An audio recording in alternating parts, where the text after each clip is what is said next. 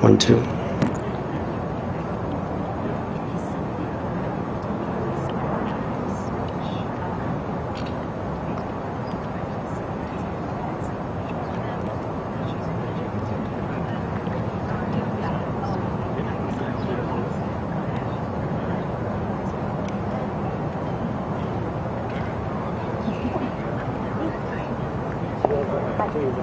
No, I have it right. I gave it to you.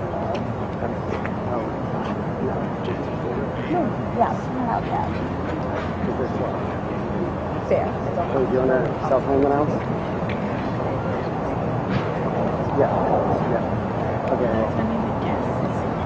I'm sorry, what? I understand,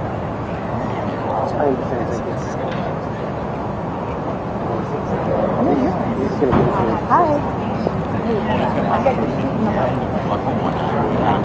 Right next to that. So, yeah. Bye. Yeah, that was sitting up there. No, Yeah.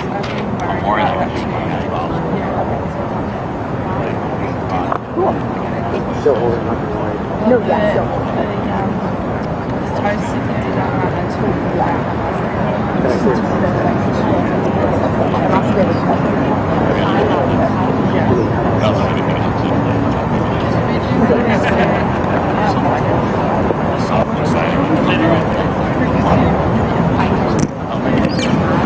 Distinguished guests, please find your seats and silence your cell phones. Thank you very much.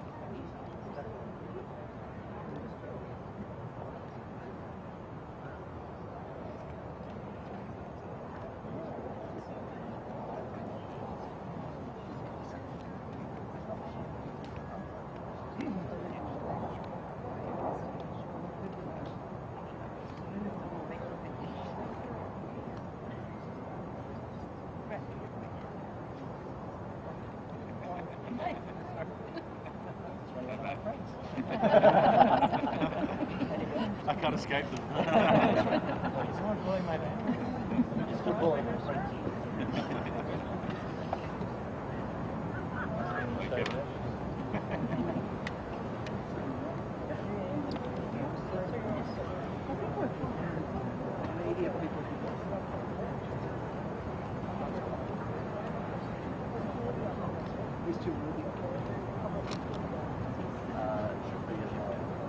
Who's got one of them?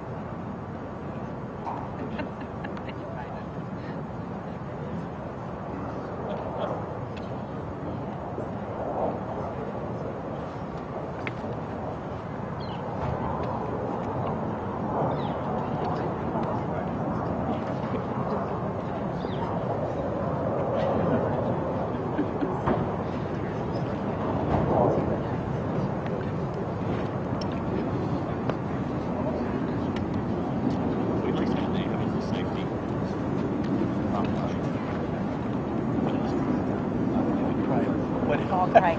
Sorry, sir. We need one more. Primary. There had to be somebody that was missing. Did you know?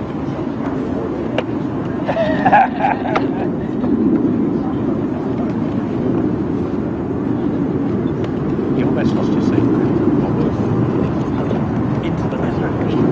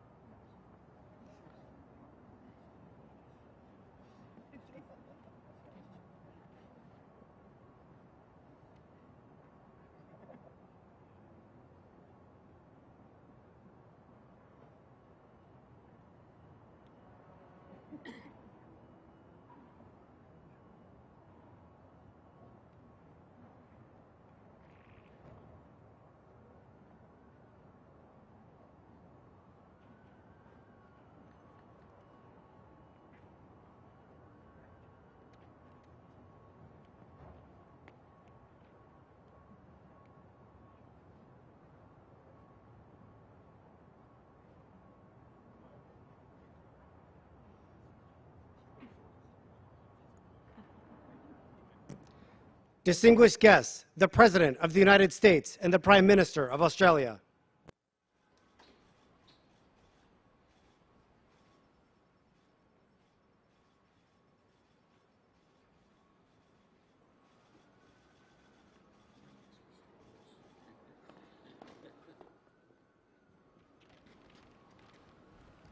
Over there, don't need these. Hello, folks. Mr. Prime Minister, we've been in close touch since the moment you came into office. Please sit down, I'm sorry. Since you came into office, and we've met all around the world. And now it's wonderful to have you by my side here at the White House, and as we advance our alliance even more than has already been advanced. It's strong now, it's getting stronger. Before I get to the progress Australia and the United States have made today, I want to say just a very few words about the situation in the Middle East. The anger, the hurt, the sense of outrage that the Israeli people are feeling after the brutally inflicted devastation by Hamas is completely understandable. Israel has the right, and I would add a responsibility, to respond to the slaughter of their people. And we will ensure Israel has what it needs to defend itself against these terrorists. That's a guarantee. We also have to remember that Hamas does not represent, let me say it again, Hamas does not represent the vast majority of the Palestinian people on the Gaza Strip or anywhere else. Hamas is hiding behind Palestinian civilians and is despicable and, not surprisingly, cowardly as well. This also puts an added burden on Israel while they go after Hamas.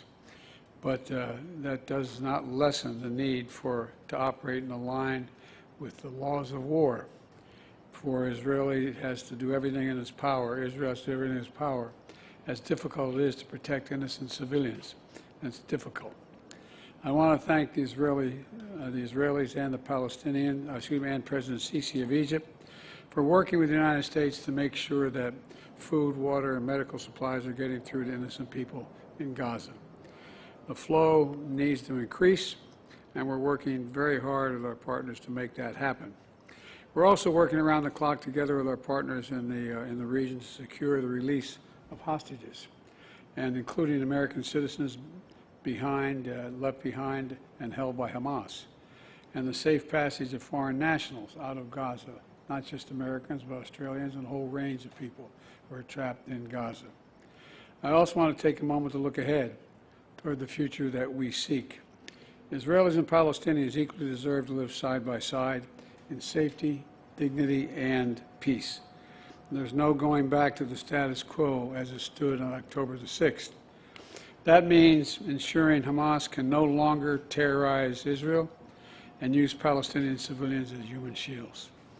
It also means that when this crisis is over, there has to be a vision of what comes next, and in our view, it has to be a two-state solution.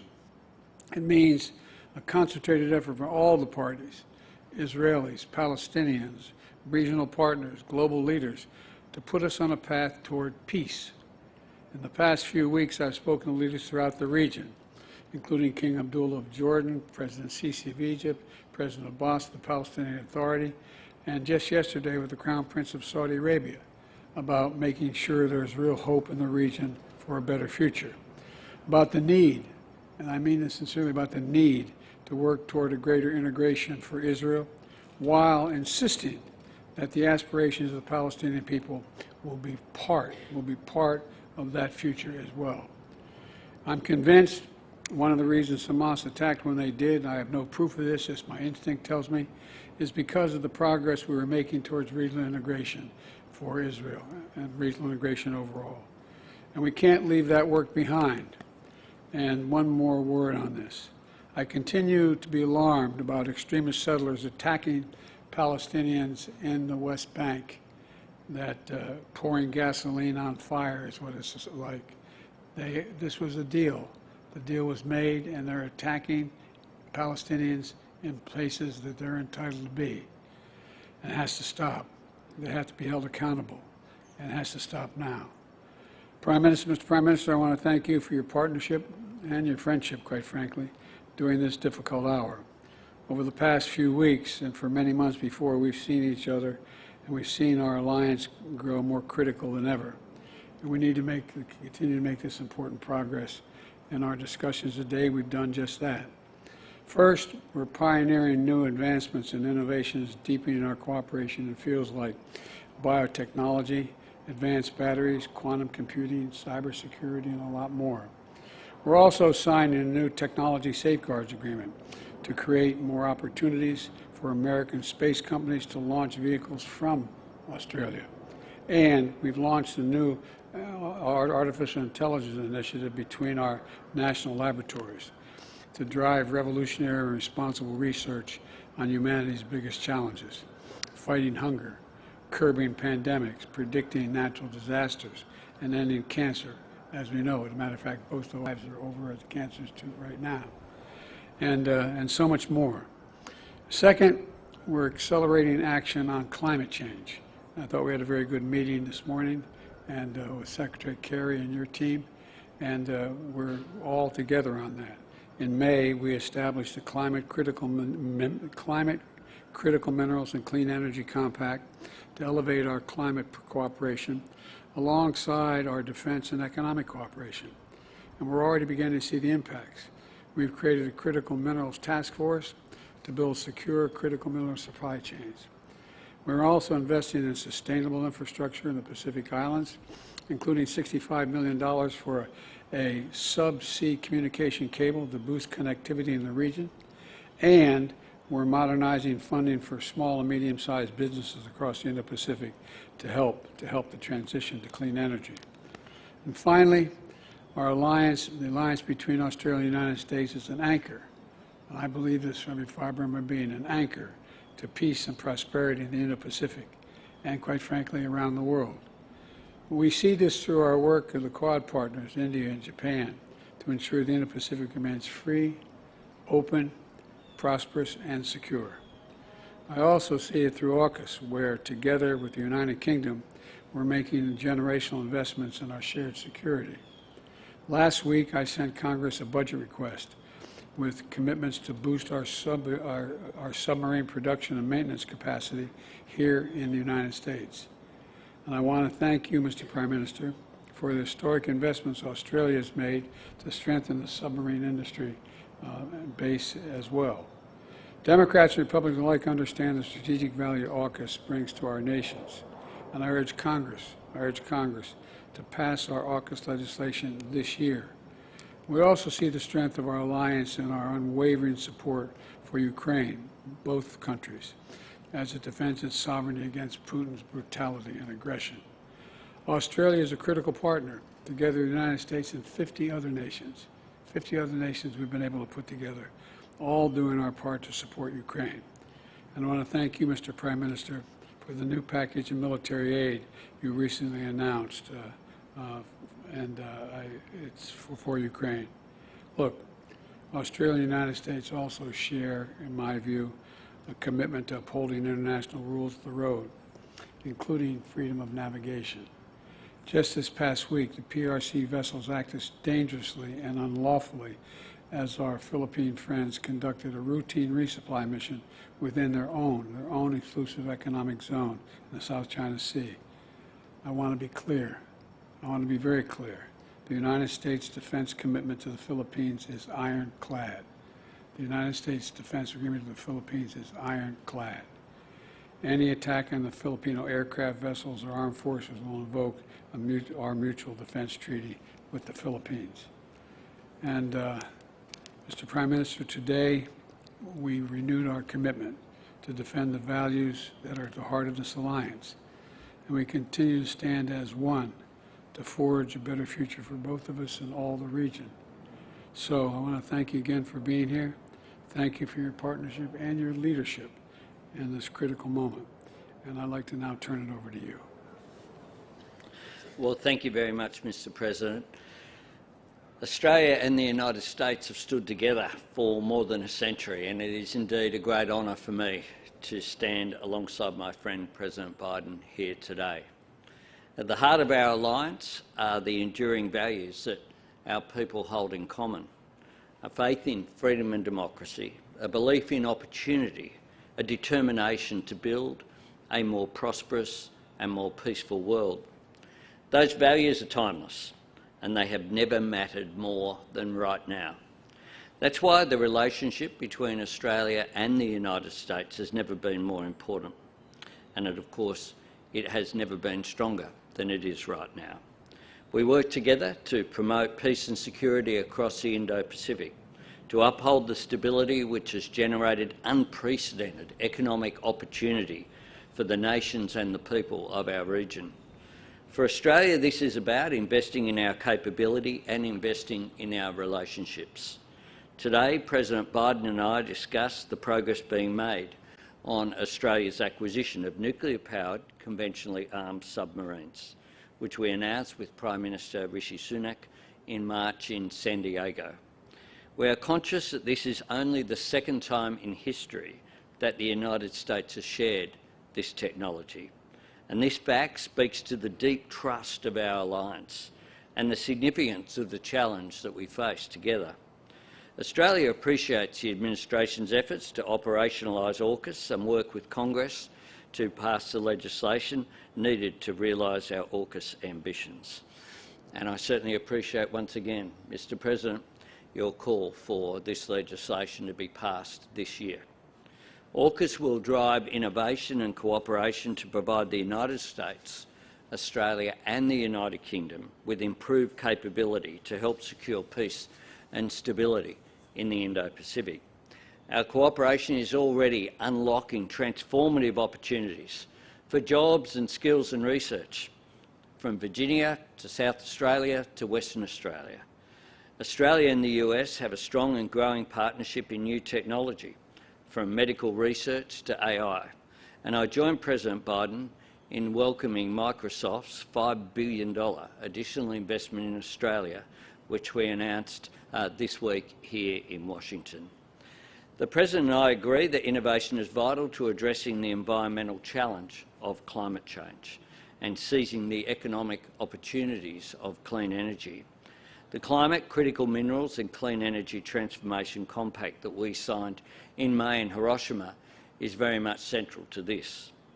Climate change and clean energy becomes the third pillar of our alliance, alongside our security cooperation through ANZUS and our strong economic ties with the Free Trade Agreement between our nations at its centre. The Compact lays the foundation for our two countries to advance climate and clean energy action this decade, both at home and globally. Today we agreed new measures under the Compact to support our energy transition, including the establishment of an Australia and US Clean Energy Industry Council comprised of business and public finance leaders to advise government on clean energy industry development and cooperation. We're working closely with the United States to build end-to-end sustainable, reliable and transparent supply chains for critical minerals. Of course, Australia has abundant supplies of these critical minerals that will drive our economies throughout this century: lithium, cobalt, copper, vanadium and rare earths. We want to connect that with American markets, investors and technology in a way that creates new jobs and opportunities for industry and workers in both of our nations. Cheaper, cleaner energy will reduce costs for households, but it will also power a new generation of manufacturing. Our alliance is also delivering for the Indo-Pacific region bilaterally and increasingly with our partners in the Quad. Australia and America are supporting the connectivity of the region, and today we announced the new funding for subsea cables in the Pacific, further support for infrastructure development, including efforts to increase the Pacific's access to financing, and that we'll work together through a new Pacific Banking Forum to ensure that our friends in the Pacific maintain access to the global financial system. Today we also discussed our joint position opposing Russia's illegal and immoral invasion of Ukraine. Australia stands with Ukraine, and President Biden welcomed the package of further assistance that I announced yesterday. This will provide Ukraine with additional military assistance, utilising the innovative technology that's produced by Australia's defence industry partners. Finally, of course, last night and again today, we spoke about the situation in Israel and Gaza. Australia unequivocally condemns the terrorism of Hamas. We grieve for the loss of every innocent life, whether that be Israeli or Palestinian. In times of crisis, respect for international humanitarian law is paramount. It is a recognition of our common humanity, and I commend the President for his leadership that he has shown in the example that he has set. Today I announce that Australia will provide an additional $15 million in humanitarian assistance for civilians in Gaza. This adds to the $10 million Australia has already committed and will help deliver life-saving assistance such as emergency water and medical services. The friendship between Australia and the United States was forged in hard times. We've served and sacrificed together in the cause of peace. We've helped each other through natural disasters. Australians and Americans share a rich history, but we always have our eye on the future. We're united by a determination to overcome the challenges that we face, and we share an ambition to seize those opportunities which lay ahead of us. Ours is indeed an alliance in which we celebrate what we've achieved up to now, but we focus on the future, a future of great opportunities, one that's stronger because of this alliance. All right, we'll take a few questions now. Mr. Garrison, USA Today. Thank you, Mr. President and Prime Minister Albanese. Welcome to Washington. Mr. President, I want to ask about the conflict, the war in the Middle East. 24 U.S. troops have been injured during 10 drone or rocket attacks on bases in Iraq and 3 in Syria over the past week. You've told Iran to, quote, be careful as your administration tries to prevent the Israeli-Hamas war from expanding into a larger Middle East conflict. But should Americans be worried that the war already is escalating? And after you answer that question, I'd like one more follow-up, please. One or two more, huh? Joey, look, we have had troops in the region since 9/11 to go after ISIS and prevent its reemergence in both, anyway, in the region, having nothing to do with Israel at all. My warning to the Ayatollah was that if they continue to move against those troops, we will respond, and he should be prepared. It has nothing to do with Israel. Well, let me ask my follow-up here. I want to discuss. Oh, here we go. Yeah, your conversations with Prime Minister Netanyahu, who obviously you've known for decades, and you had a very emotional trip there last week to Israel. Have you sought assurances from him that he will hold off on a ground invasion into Gaza until the safe release of the hostages can be assured? And of course, those include 10 unaccounted for Americans. No.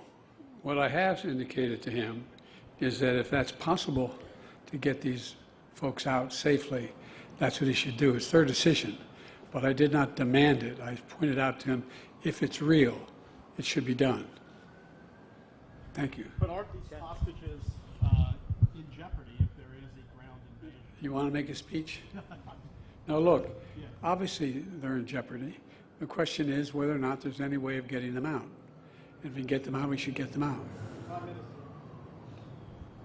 Prime Minister Albanese, and welcome again to Washington. President Biden canceled his May trip to Australia because of debt ceiling talks in Congress to avoid a first ever default here in the U.S. More recently, congressional action has stalled as House Republicans try to pick a speaker. However, it does appear, since we've been out here, that the House has elected a Congressman, Mike Johnson from Louisiana, to that role. But are you worried that the gridlock in Washington will hold up the transfer of nuclear-powered subs to Australia as part of the AUKUS agreement? And are you concerned more broadly that the dysfunction makes the U.S. Less reliable partner?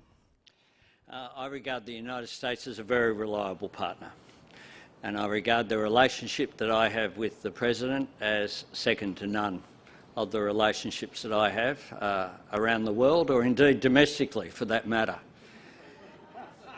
It's a relationship of trust, and I think this visit symbolises that. This is the 9th visit that I've had with President Biden. I got to meet President Biden when he was Vice President Biden just next door here some years ago. And I'm very confident in the discussions that I've had with Democrats and Republicans that there is very broad support for the AUKUS arrangements and that there will be support for the legislation going forward. And I think that would be a very good thing. It is in the interests of Australia, but it's also in the interests of the United States. And everyone that I have spoken to, similarly in the United Kingdom, across the political spectrum, are all supportive of the AUKUS arrangements. We in Australia have managed to get it so we get one question each. So, yeah, good try. But Channel 10 Australia. Get him, Jojo. President Biden, just staying with AUKUS. AUKUS is in many ways your creation. It's Australia's largest ever defence deal, and Prime Minister Anthony Albanese has gone all in. Can you give a personal guarantee that you can get all the necessary legislation through Congress and lock in this deal, essentially future-proofing it, before the end of this presidential term? Do you know anyone in elective office can give a personal guarantee that happens? Well, we'd like you to try. No, I'm going to try, and I believe it will get done. Look, last week we requested $3.4 billion in supplemental funds to boost submarine production and maintenance to meet U.S. needs and also support AUKUS. Australia is making a significant investment in the United States in its ability to produce submarines as part of this deal. And more importantly, it's important that Congress move quickly.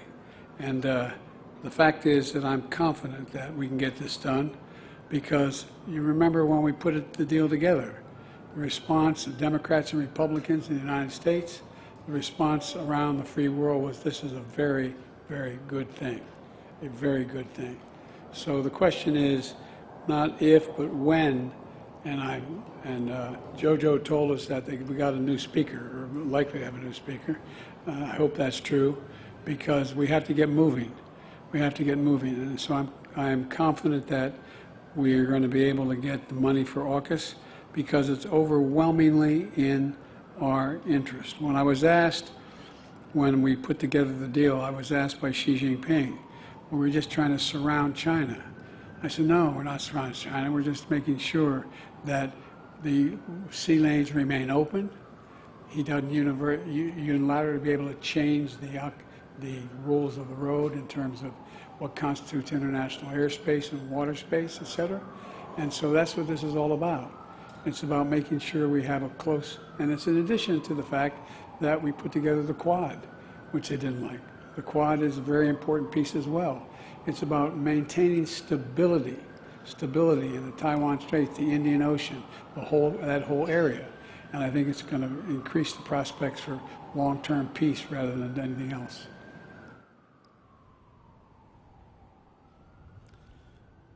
Oh, I get that. I get that. Okay. PBS, Ms. Lopez. Mr. President, thank you. If I may, I have a breaking news question and then an Israel one. First, after 22 days, House Republicans just elected Mike Johnson of Louisiana as the Speaker of the House. Johnson advocated conspiracy theories about voting machines and a rigged election in 2020. He encouraged his colleagues to join a lawsuit to invalidate the results of 4 states. So if you win re-election in 2024, are you worried that a Speaker Johnson would again attempt to overturn the election? No. Why not? Because he can't, look, just like I was not worried that the last guy would be able to overturn the election. They had about 60 lawsuits and all the way to the Supreme Court, and every time they lost. I understand the Constitution.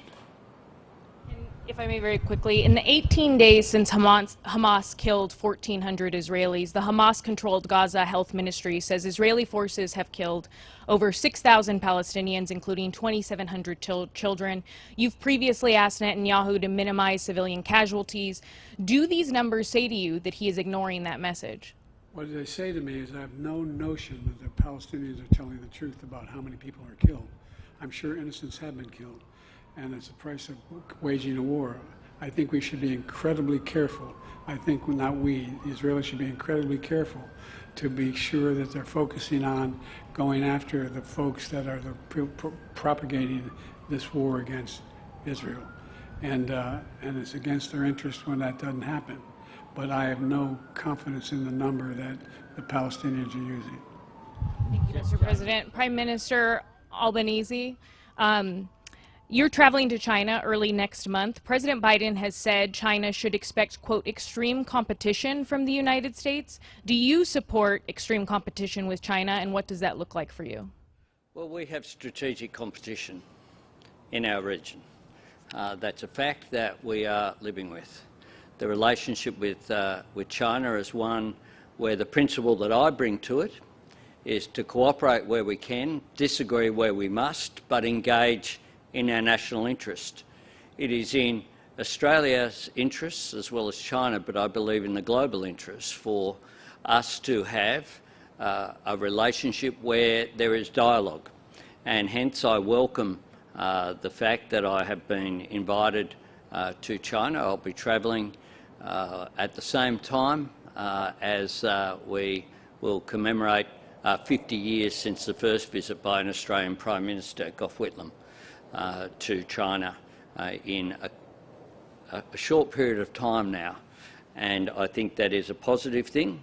It is good that various senior representatives in the US administration have had meetings with their Chinese counterparts in recent times, because dialogue is always a good thing. Through dialogue comes understanding and comes a diffusion of tension. We want a peaceful and secure region, but we want one as well that's based upon the rule of law and where national sovereignty, including issues such as the South China Sea and the right of passage in that important waterway there, the East China Sea, the Taiwan Straits, is respected.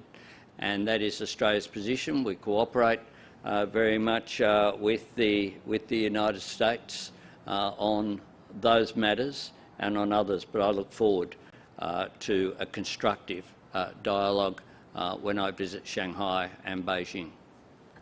Extreme competition was not conflict. Read the whole paragraph. I talked about we're going to compete with China on every way according to the international rules, economically, politically, and other ways, but I'm not looking for conflict.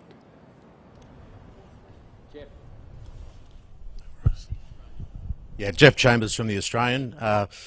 President Biden, as mentioned, Prime Minister Albanese flies to Beijing next Saturday to meet the Chinese President and Premier.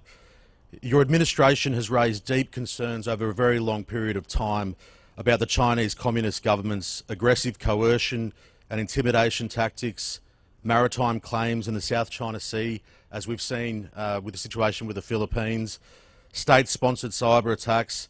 Last week we heard from the spy chiefs talking about theft of intellectual property on an industrial scale and obviously human rights abuses. What do you make of China's re-engagement with Australia? Can Australia trust Beijing, and can Australia do business with China? Trust but verify is the phrase. And look, China is having their own internal and external difficulties right now. China's economic growth is stagnant compared to what it was. China has engaged in activities that Russia and many other activities that others have engaged in terms of intimidation and dealing with other countries. But the fact is that I have met with Xi Jinping more than any other world leader has. I've had over 68 hours of private meetings, he and I, with simultaneous interpreters, starting back when I was vice president, because it wasn't appropriate for a president of the United States to be meeting with the vice president. So I traveled 17,000 miles with him. And I've subsequently, in addition to that 68 hours, I've also had another, they tell me they keep meticulous contact, another, I think, 12, 15 hours of discussions, just he and I. And I think that he is realizing that there are, for example, his Belt and Road Initiative, Well, we're going to compete on that, and we're doing it a different way. The Belt and Road Initiative has ended up debt and a noose for most of the people who have signed on. We are working with our G7 partners to provide infrastructure for the very nations that they're trying to deal with. We want to, for example, at the G20, we were able to act on a proposal I had to build a railroad all the way from Riyadh, all the way through the Middle East, Saudi Arabia, Israel, up through Greece, and then across not the railroad, but pipeline across the Mediterranean up into Europe. Pardon me? You're the reliable partner in terms of when you say you're going to deliver something, the US and its partners delivering. I hope, not just me, I hope the United States is a reliable partner when we act. But it wasn't just the United States that agreed on that. Because look, even to this day, when my discussions with the Saudis, the Crown Prince, was he wants to see a reconciliation take place. It's overwhelmingly in his interest. It's in Saudi's interest. It's the idea that you'd have the nations of the Middle East cooperating economically and politically changes the dynamic significantly. And so I just think that it is it's something that it's in everyone's interest, including long-term in China's interest. Prime Minister as well. Have you had a chance to speak to Benjamin Netanyahu? I know there's been efforts made. Obviously, the President was there in Israel last week. Are you still endeavouring to speak to the Israeli Prime Minister? I am. I have spoken with the Israeli ambassador on a number of occasions. We continue to, though we understand that obviously Mr. Netanyahu has pressures on, which at the top of the list is not the discussion with the Australian Prime Minister. We understand the pressures which are there, but we have a request for a call-in. Thank you. Thank you.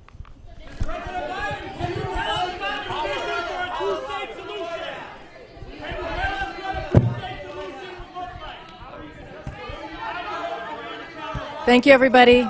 The press conference has now concluded. Thank you, everyone.